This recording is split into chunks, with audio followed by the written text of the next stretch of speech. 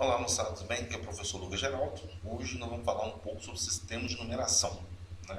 Só que hoje nós vamos falar só de 4 sistemas: egípcio, babilônico, maia e romano. O sistema de numeração decimal eu vou deixar só para uma aula à parte mesmo. Então, essa aqui é uma definição de sistema de numeração, né? Os algarismos e a organização dos números nem sempre ocorreram com os símbolos que utilizamos hoje. Cada povo adotava um sistema de numeração. Entendemos como sistema de numeração os algarismos e a organização da sua representação. O nosso sistema de numeração atual possui 10 símbolos e é conhecido como sistema decimal posicional, ou seja, nele a posição dos algarismos é importante. Existem sistemas de 5 símbolos, 60 símbolos, entre outros, utilizados ao longo da história. Organizar os números em um sistema de numeração nem sempre foi fácil. E uma das dificuldades era, por exemplo, na representação do zero. Por mais que o principal sistema de numeração utilizado seja o decimal posicional, outros estão presentes nas nossas vidas, como o sistema de numeração romano, para numerar-se séculos, e o sistema de base sexagesimal, para medir-se as horas. Ainda a base 12, é bastante presente no cotidiano, como quando consideramos que um ano possui 12 meses, ou quando compramos objetos em dúzia no mercado. Então, olha, essa é uma definição, né, que foi tirada até do site Mundo e Educação, da UOL, que é bem interessante mesmo esse sistema, essa definição. Então, vamos pegar aqui, ó, sistema de numeração egípcio. Os egípcios criaram um dos primeiros sistemas de numeração que se tem notícias. Veja os símbolos que eles utilizavam para representar quantidades. Então, olha, eles tinham 7 símbolos, que a haste, que vale 1, o calcanhar 10, a corda 100, a flor de lótus 1000, o dedo indicador 10.000, a ave, girino ou peixe 100.000, que poderia variar ao desenho, e um homem ajoelhado com as mãos erguidas 1.000.000. Então, a partir daí que a gente consegue montar ou fazer a representação. Então, olha, com eles era possível escrever números utilizando as seguintes regras. Cada símbolo podia ser repetido no máximo 9 vezes. A cada 10 símbolos repetidos, fazia-se a troca por outro de um agrupamento superior. Adicionavam-se os valores dos símbolos para encontrar o valor representado. Então, olha, representar o número 49 eram 4 calcanhares e 9 hastes. Representar o número 2020 eram 2 flores de lótus e 2 calcanhares. Representar o número 127 é uma corda, 2 calcanhares e 7 hastes. E aí não tinha um valor posicional. Como os símbolos eles já tinham um valor específico, eles podem vir em qualquer posição. Agora, o sistema de numeração babilônico, né? Em escavações arqueológicas da região da Mesopotâmia, foram encontrados blocos de argila com inscrições que se assemelhavam a cunhas. Assim, a escrita desse povo recebeu o nome de cuneiforme. Os babilônios usavam 2 símbolos para registrar quantidades: o cravo, que representava o 1, e a asna, que representa o número 10. Então, a partir desses 2 símbolos, eles conseguiriam reproduzir vários outros. Como era uma base sexagesimal, aí a gente tem que só observar o que a gente teria que multiplicar por 60. Então, vamos ver em seguida.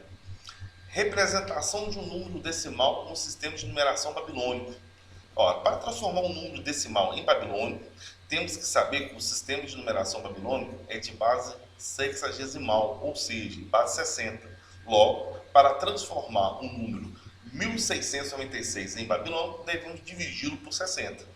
E as divisões sucessivas, a gente vai pegando, dividindo os quocientes por 60 e os restos que a gente vai utilizar como representação.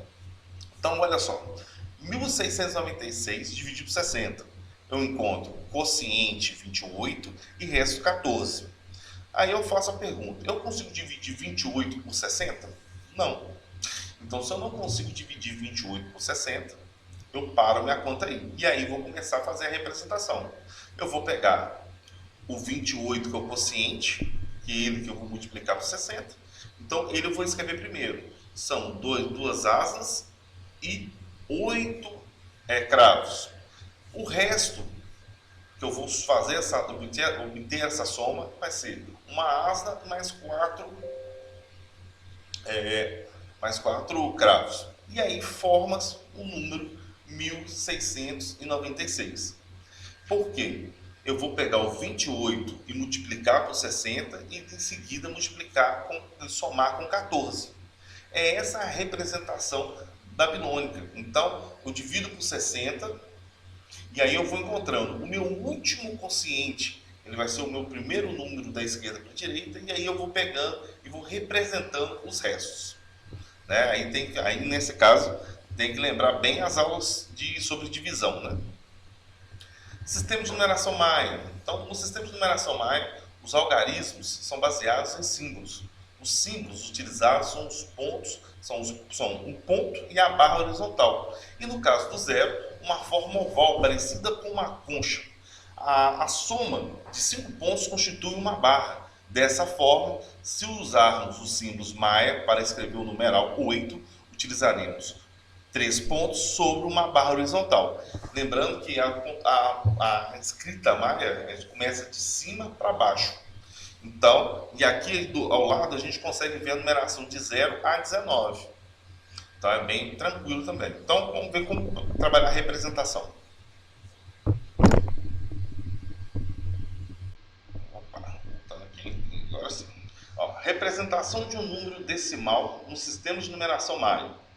Para transformar um número decimal em Maia, temos que saber que o sistema de numeração babilônico é de base vigesimal, é numeração Maia, ou seja, base 20. Logo, para transformar o número 1696 em Maia, devemos dividi-lo por 20. Então, nós vamos fazer o mesmo esquema. Pegar 1696 dividido por 20, é igual a 84, resto 16. Eu consigo dividir 84 por 20? Consigo. Dá 4 e resto 4. E aí nós vamos fazer.